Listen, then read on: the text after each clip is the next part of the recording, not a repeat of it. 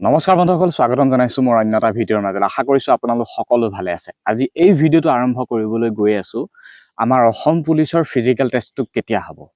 কাৰণ বহু বছৰৰ পৰা এই কন্টেন্টটোৰ লগতে জড়িত, কন্টেন্ট নহয় আচলতে, কন্টেন্ট বুলি ক'লে শুনি বেয়া লাগি, কিন্তু এই বিষয়টোৰ লগতে যিহেতু জড়িত, গতিকে যথেষ্টখিনি কথা অভিজ্ঞতাৰ পৰা আজি এই ভিডিঅ'টো প্ৰস্তুত কৰিছোঁ। কাৰণ নিজে যিহেতু এপ্লাই কৰাৰ পৰা আৰম্ভ কৰি ইণ্টাৰভিউ পৰ্যন্ত দি ক্লিয়াৰ কৰিও শেষত নাম নহা পৰ্যন্ত এনেকুৱা কিছুমানো অভিজ্ঞতা আছে। গতিকে সেই অভিজ্ঞতাখিনিতো ইমান বিশেষ প্ৰকাশ নকৰোঁ, কিন্তু আজি এই ভিডিঅ'টো প্ৰস্তুত কৰিছোঁ বিশেষকৈ এই 5000 পোষ্টৰ ইণ্টাৰভিউটো কেতিয়া মানে হ'ব। সকলোৰে মনত এটাই প্ৰশ্ন, এপ্লাই হৈ গ'ল, ইণ্টাৰভিউটো কেতিয়া হ'ব। সকলোৱে ভাবিছে অক্টোবৰ, নৱেম্বৰ, ডিচেম্বৰত হ'ব বুলি, কিন্তু এনেকুৱাও হ'ব নেকি তাৰ আগতেই কিজানি খুব সোনকালে পাতি দিব নেকি, বা এনেকুৱাও হ'ব নেকি যে 27 চন পাৰ হৈ যাবগে নেকি, বা 26 চনটো গোটেইটো পাৰ হৈ যাব নেকি। কাৰণ ইয়াৰ আগতো প্ৰায় 2-3 বছৰ এটা ৰিক্ৰুটমেণ্টে সময় লৈছিল। গতিকে সেই গোটেইখিনি কথাটো ইমান বিশেষ নাপাতিলোঁ, কিন্তু মেইন কিছুমান কথাই পাতিম। বিশেষকৈ এই 5000 পোষ্টৰ আমাৰ সবিশেষ মানে ইণ্টাৰভিউটো কেতিয়া মানৰ পৰা আৰম্ভ হ'ব, বা এডমিট কাৰ্ডসমূহ কেতিয়া মানৰ পৰা দিব।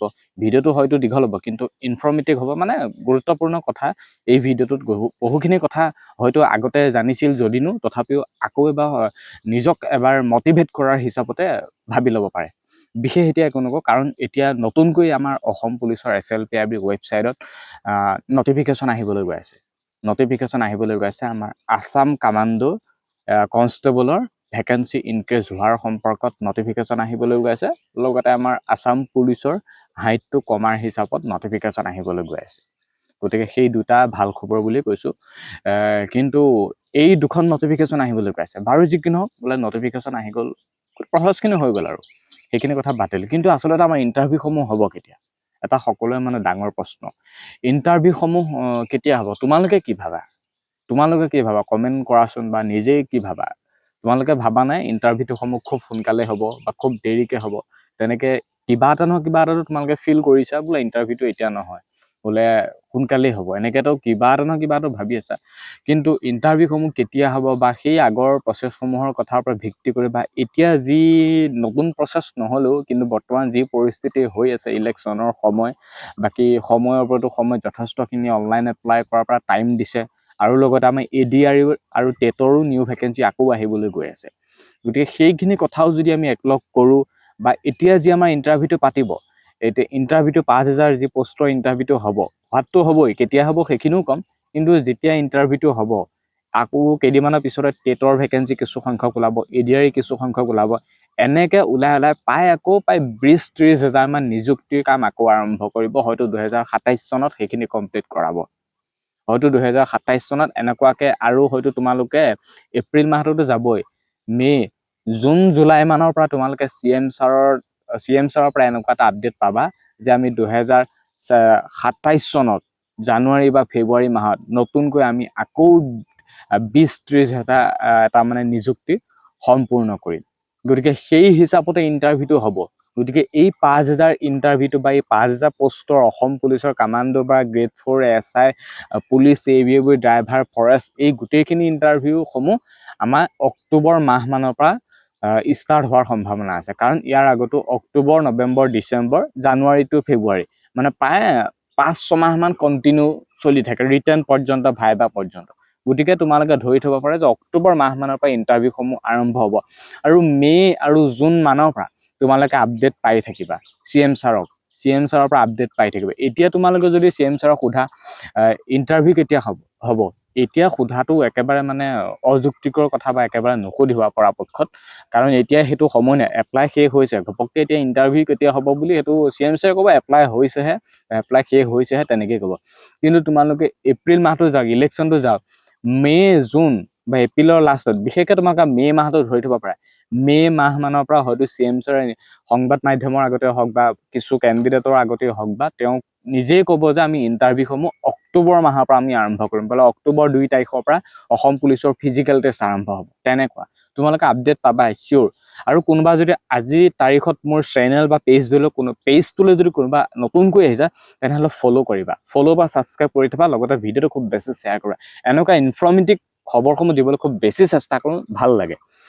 এতিয়া গম পাইছো যে তোমালোকে মে' মাহটো ধৰি থব পাৰে, মে' মাহ মানৰ পৰা CM ছাৰৰ পৰাই কেণ্ডিডেটে নকয়, কেণ্ডিডেটে কোনো উপজাচি নকয় যে ইণ্টাৰভিউটো এইটো তাৰিখত হ'ব, কিন্তু মই আজি তাৰিখত ভিডিঅ'টো প্ৰস্তুত কৰি কি হিচাপত তোমালোকক বুজাইছো, CM ছাৰৰ পৰাই যাতে সেই খবৰটো পোৱা, সেই হিচাপতে তোমালোকক জনাই দিছো। মই তোমালোকক কোৱা নাই যে নিৰুৎপল গোস্বাই ইণ্টাৰভিউটো অক্টোবৰ মাহ 1 তাৰিখৰ পৰা হ'ব, সেইটো কোৱা নাই। কিন্তু CM ছাৰে তোমালোকে চাবা মে' মাহ মানৰ পৰা তোমালোকে এনেকুৱা কিছুমান কথা শুনিবা সংবাদ মাধ্যমৰ আগত, হয়তো তোমালোকক কেণ্ডিডেটে CM ছাৰক সুধি পৰা সেই ভিডিঅ' বা পোষ্ট বা ক্লিপবিলাক খুব বেছি ভাইৰেল হ'ব। CM ছাৰ ক'ব বোলে মামা ইণ্টাৰভিউ কেতিয়া, CM ছাৰে ক'ব যে অক্টোবৰ 5 তাৰিখ হ'ব, বোলে অক্টোবৰ 10 তাৰিখ মানৰ পৰা ইণ্টাৰভিউ হ'ব, অসম পুলিচৰ ফিজিকেল টেষ্ট আৰম্ভ হ'ব, তহঁতে দৌৰাৰ কাম আৰম্ভ কৰি দে, তেনেকৈ ক'ব। সেইটো চাবা। গতিকে এতিয়া আমি ক'ব পাৰোঁ যে আমাৰ ইণ্টাৰভিউসমূহ অক্টোবৰ মাহ মানৰ পৰা আৰম্ভ হ'ব। অক্টোবৰ, নৱেম্বৰ, ডিচেম্বৰ, জানুৱাৰী, ফেব্ৰুৱাৰী এই গোটেই কণ্টিনিউ ষ্টাৰ্ট হৈ মানে ৰিটাৰ্ণ ভাইভা পৰ্যন্ত ফেব্ৰুৱাৰী মাহ মানলৈকে তোমালোকে ধৰি থব পাৰা। আৰু সেই 2027 এপ্ৰিল মে' মানত আকৌ ৰিজাল্টৰ বাবে তোমালোকে অপেক্ষা কৰিবা। গতিকে বস্তুটো তেনেকুৱাই আৰু, বা সেই ফেব্ৰুৱাৰী মাৰ্চ সেইখিনি, কিন্তু ৰিজাল্ট মেৰিট সেইখিনি পিছৰ কথা। কিন্তু তোমালোকে 2026 অক্টোবৰ মাহ মানৰ পৰা তোমালোকে ধৰি থব পাৰা। আৰু অক্টোবৰ মাহ মানৰ সেই পূজা সেইখিনি সময়ত অকণ মানে বতাহ বৰষুণ বা গেলা বোকা বাৰিষাৰ অকণো সমস্যা হয়, কিন্তু সেই সমস্যাখিনিৰ প্ৰতি হয়তো তেওঁলোকে ইমান গুৰুত্ব নিদিয়ে। কিন্তু এইবাৰ বিচাৰোঁ যে অসমত ঠাইৰ অভাৱ হোৱা নাই, বহুত ফিল্ড আছে, অসমত জেগাৰ অভাৱ হোৱা নাই, এই গেলা বোকাত পাৰিলে নদৌৰাবলৈ মই অনুৰোধ কৰিছোঁ। কাৰণ নিজে দৌৰোঁ, বহুত কষ্ট হয়, বছৰ ধৰি কষ্ট কৰোঁ, কিন্তু সেই 14 মিনিট সেই ছোৱালীসকলৰ 8 মিনিটতে বৰবাদ হৈ যায়, সকলো সপোন শেষ হৈ যায়। এইবাৰ পৰাপক্ষত বাৰিষাতে যদিনো পাতে, কিন্তু পৰাপক্ষত সেই বোকা ফিল্ডখনত যাতে নদৌৰায়, সেই বোকা পিছল গেলি থকা ফিল্ডখনত যাতে নদৌৰায়। কাৰণ আগতে হৈছিল, আগতে নোহোৱা নহয়, গেলা বোকাতে দৌৰাই দিয়ে, কিন্তু গেলা বোকাত দৌৰাই দিয়ে য'ত নেকি 10 বা 11 মিনিটৰ সোমোৱা ল'ৰাজন কেতিয়াবা হয়তো 14 মিনিটতো নোৱাৰা হৈ যায়। কিন্তু সবিশেষ ইমান ডিটেইলছ নকওঁ, কিন্তু জানিব সন্মানীয় ছাৰ বা ব্যক্তিসকলে, বিশেষ ইমানটো বহলাই ক'ব নোৱাৰিম। খালি তোমালোকে অক্টোবৰ মাহ মানৰ পৰা তোমালোকে ধৰি থব পাৰা ইণ্টাৰভিউসমূহ আৰম্ভ বা ষ্টাৰ্ট হৈ যাব। এতিয়া নতুনকৈ নটিফিকেশ্যন আহিবলৈ গৈ আছে, হয়তো নতুন আৰু কিবা হাইট চেষ্টৰ ওপৰত বা বয়সৰ ওপৰত নিউ ভেকেঞ্চি কিবা আপডেটৰ ওপৰত হয়তো SLPB নটিচ পাই থাকিব। বাকী খবৰটো পাই নিশ্চয় ভাল লাগিলে। এতিয়া ভিডিঅ'টো খুব বেছি শ্বেয়াৰ কৰিবা, চেনেল ছাবস্ক্ৰাইব ফ'ল' এইখিনিতো কৰিবা। আৰু লগতে তোমালোকে যদি বেষ্ট কিতাপ বা বুক যদি বিচাৰি আছা, অসম পুলিচ ফৰেষ্ট কামাণ্ডো এছা বা ৰানিং কৰিবৰ বাবে জোতা যদিও বিচাৰি আছা, বা হাফ পেণ্ট, ঘড়ী, ৱাটচ, ফিজিকেলৰ সম্পৰ্কে যদি কিবা বিচাৰি আছা, জাষ্ট মোৰ ইউটিউব চেনেলৰ ডেছক্ৰিপশ্যন চেক কৰা, ক্লিক কৰা, অৰ্ডাৰ কৰা। বাকী ভিডিঅ'টো ইমানখিনিয়ে কথা আছিল, ধন্যবাদ।